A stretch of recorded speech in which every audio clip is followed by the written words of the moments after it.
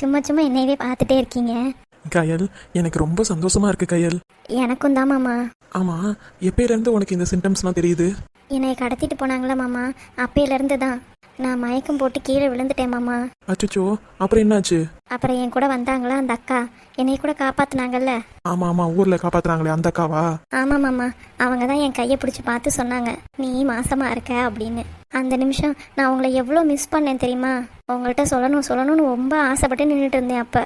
அச்சோ, அப்போல்லாம் எனக்கு தெரியாமல் போயிடுச்சு கயல். ஆமாம், அதுக்கப்புறம் உன்னை காப்பாற்றி கூட்டிகிட்டு வந்து நம்ம வந்து ஒன்றரெல்லாம் போயிட்டு அதுக்கப்புறம் இப்போ வந்திருக்கோம். இதுவே ஒரு 4-5 நாள் ஆயிடுச்சு. இவ்வளோ நாள் என்கிட்ட ஏன் சொல்லாமல் நீ மறைச்ச? சும்மா போங்க மாமா, என்னையவே குறை சொல்லுவீங்க நீங்கள். இல்லை கயல், என்கிட்ட அப்போல்லாம் ஏன் சொல்லலைன்னு நான் கேட்டேன். நீங்கள் போய் நல்லா யோசிச்சு பாருங்க. நான் உங்கள்கிட்ட ஒரு விஷயம் சொல்லணும்னு எத்தனை நாள் நான் கூப்பிட்டுக்கிட்டே